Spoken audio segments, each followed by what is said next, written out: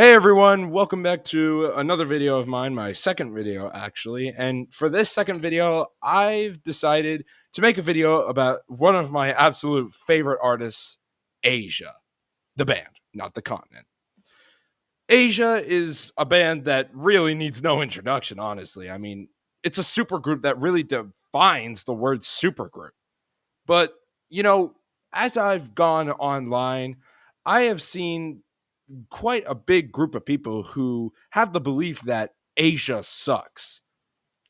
And, I'm here to say that those people are completely wrong. Now, of course, Asia is a very well liked band. I mean, they have millions of Spotify listeners, and their debut album has sold millions of copies. So you may be asking yourself, why? Why am I making this video? I mean, Asia's very popular. Clearly, they don't need some absolute moron defending them. Well, to answer that question, as I've stated earlier, I've seen a lot of people in the online circuit sharing a displeasure with Asia and its discography. And honestly, as a huge Asia fan, I feel I have to come to the defense of one of my favorite bands. But before we can argue against those who despise Asia, we need to understand first where they're coming from. Quite contrary to what you might expect, I don't actually just dismiss the average Asia hater as well, being just that, a hater. Partly because I just like the term hater, but whatever. In fact, I completely understand why some people hate Asia. And to show you why, I need to give you the history of Asia and what members make it up. After all, I did say that Asia was a super group. And for those of you born after 1985, you may be asking yourself, what on earth is a super group? Well, it's a band made up of people from other famous bands.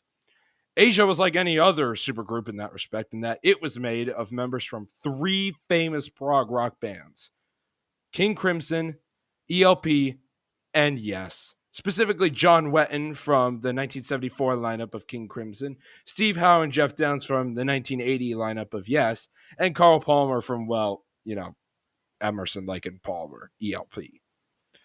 If you couldn't figure it out by now, I'm a part of Gen Z. Yeah, I know, my generation sucks. But the point is that I wasn't alive in the late 70s and early 80s when Asia was forming. I won't truly be able to understand what it was like to be a fan of these three respective bands and then hear that there's a supergroup made up of a member from each of them, and then seeing these prog legends playing top 40 radio hits. It must have been infuriating. Kind of like if, in modern times, I don't know, maybe something like the Grammys awarding people who actually don't even play real music as great songwriters. But, that would never happen, right? Anyway, I completely understand why some people were, well, dissatisfied with Asia when they came out with their debut album. I mean, no songs longer than 6 minutes? Where's my 25-minute long epic? And listen, trust me, I wish Asia made a sidelong epic. Like, come on. You guys had so much potential. But, let me explain why the hate for this reason is completely unjustified and undeserved. Honestly, like I just said, the hate for Asia is completely unreasonable to me. I think the main reason why I think this is that even though the songs on Asia's early albums aren't overtly prog, they still have a very clear prog influence on them. And although there aren't any sidelong epics, you know what? That's okay because the songs on the 1982 debut album are amazing. John Wetton and Jeff Downs are truly an incredible songwriting duo. And as much as I like to dunk on Jeff Downs nowadays for his playing in Yes, I do it from a place of love. To truly further my point about Asia, we need to look at another supergroup made up of a couple of prog legends that, unlike Asia, I actually do think sucks. Well, or at least sucked, I should say, considering this is past tense we're talking about here. Many of you Steve Howe and Steve Hackett fans already know where I'm going with this.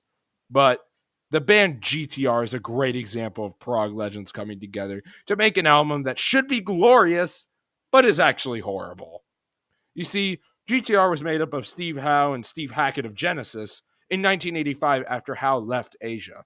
I'm sorry, but GTR is terrible. The songs on their self titled album are absolutely horrible. Like Asia, they made more top 40 oriented hits, but unlike Asia, their songs sucked donkey. GTR has many, many problems, and I'll probably make a video about it someday. But for now, it represents the idea as to why Asia isn't bad simply because of its lack of sidelong epics. It makes up for that in amazingly written songs. Lastly, I want to make the point that Asia is simply a pop rock band rather than they are equally as prog as the bands whom its members came from. Now, I know that when people refer to Asia, they are usually referring to the band's 1982 debut album, and I completely understand why. I mean, it was the biggest selling album of 1982, mostly because Thriller wasn't released until November, but who cares about that? But that album alone does not define Asia's entire discography. Asia throughout the years have released many more albums that one cannot consider anything but prog rock. These albums, such as Phoenix, Omega, Aura, Silent Nation, and Triple X, are fantastic. And I urge you, if you're just a casual Asia fan, or if you actually hate Asia because you think they're a pop rock band, I urge you, give these albums a listen. They will change your mind. And honestly, let's be real here, people. Any band that has Roger Dean doing their album covers for them, that's a prog rock band in my book. But anyway, those are a couple of my points, and I thought I'd just throw in my 2 cents on this little discussion. I felt like I just had to come to defend my favorite band because I see so many comments on YouTube videos talking about how people don't like Asia, and I just had to defend them, man. So anyway, that is my video. I hope you guys really enjoyed it. And yeah, I'll see you in the next one.